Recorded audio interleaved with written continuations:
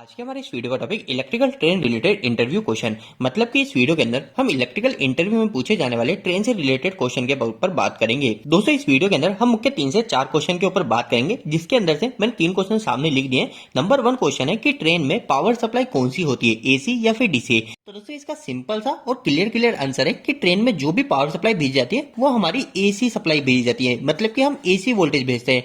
और साथ ही साथ आपको एक और चीज यह भी बता दीजिए कि ट्रेन में हमेशा 25 केवी वोल्टेज की ही सप्लाई भेजी जाती है।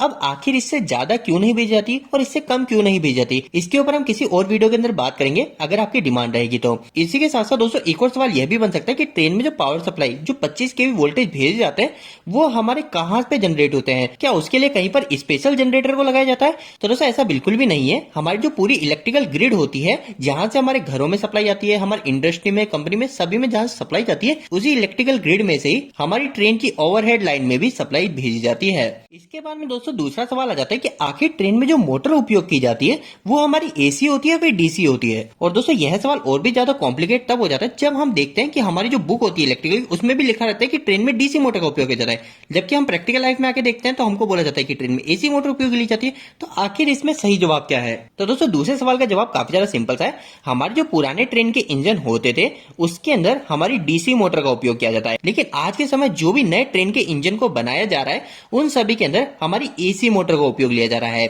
यह सुनने के बाद में कई लोगों के मन में एक यह भी सवाल आएगा कि आखिरकार हम पहले भी तो एसी मोटर का उपयोग कर सकते थे, पहले हमने डीसी मोटर क्यों उपयोग करी? तो दोस्तों अगर आपसे भी इस तरीके का सवाल पूछा जाए तो आपको काफी सिंपल सा एक लाइन में जवाब देना है। आप बोलेंगे कि हमारी जो एसी मोटर होती थी, इस एसी मोटर को पहले उपयोग में इसलिए नहीं लिया गया क्योंकि एसी मोटर की पहले स्पीड को कंट्रोल कर पाना काफी ज्यादा मुश्किल था। मतलब कि जो मेरी एसी मोटर चल रही है इसकी स्पीड को मैं कम ज्यादा नहीं कर सकता था पहले आसानी से, लेकिन आज के समय हमारे पास में वीएफडी सिस्टम आ गया है। इस वीएफडी मतलब वेरिएबल फ्रीक्वेंसी ड्राइव के आ जाने के बाद में मैं मेरी एसी मोटर की स्पीड को आसानी से कंट्रोल कर सकता हूँ, कम ज्यादा कर सकता हूँ। इसके अलावा दोस्तों यहाँ पर एक और सवाल हम सभी के मन में आ सकता है और हमसे इंटरव्यू में पूछा जा सकता है कि आखिरकार ट्रेन में एसी मोटर तो उपयोग कर रहे हैं, लेकिन कौन सी एसी मोटर है? एसी मोटर के भी कई सारे टाइप्स होते हैं। तो यहाँ पर आप सभी को सिंपल सा जवाब देना है कि ट्रेन में हम 3 फेज इंडक्शन मोटर का उपयोग करते हैं। और अगर आपसे 3 phase square gauge induction motor याद रहता है तो आप इंटरव्यू के अंदर जरूर से यही बोलेंगे।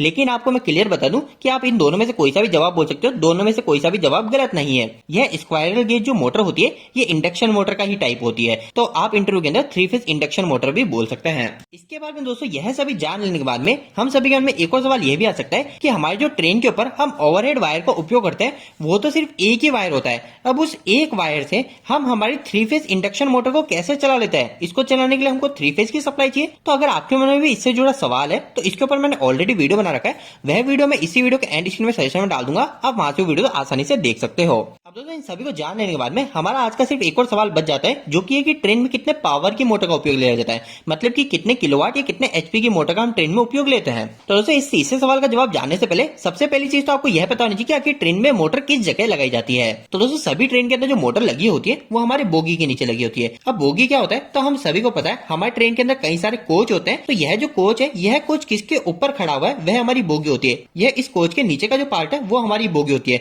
और हमारे एक पैसेंजर कोच के नीचे हमारे टोटल 2 बोगी होती है। लेकिन दोस्तों यहाँ पर आपको एक और बात का यह भी ध्यान रखना है कि हमारा जो पैसेंजर कोच होता है, हमारे इसकी बोगी में मोटर को नहीं लगाया जाता है। हमारे जो मोटर लगाया जाता है वो हमारा जो मेन इंजन होता है, उस इंजन के नीचे की जो 2 बोगी होती है उस बोगी में हमारी मोटर को लगाया जाता है। अब अगला सवाल आता है कि हमारी ट्रेन में कितनी मोटर लगी होती है और उसकी पावर कितनी है।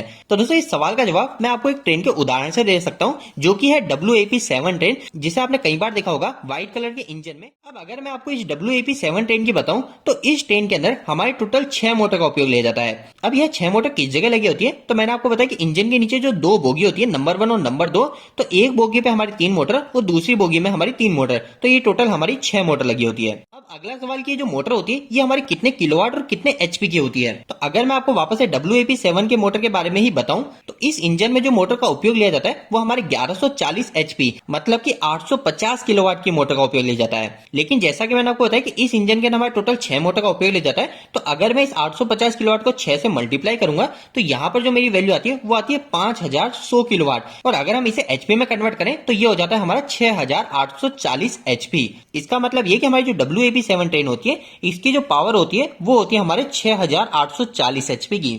तो दोस्तों उम्मीद है कि आज के इस वीडियो के माध्यम से आपको कहीं ना कहीं कुछ बेहतर जानकारी मिली होगी। आपको ये वीडियो कैसा लगा, इस वीडियो को लाइक करके जरूर बताएं। अगर आपका कोई भी सवाल इस वीडियो के प्रति या फिर इलेक्ट्रिकल वीडियो तो आप मुझे नीचे कमेंट बॉक्स में कमेंट करके पूछ सकते हैं। इलेक्ट्रिकल वीडियो अगर अपनी में देखना पसंद करते हैं आज हमारे चैनल को सब्सक्राइब कर लीजिए। आज के लिए इतना ही, धन्यवाद।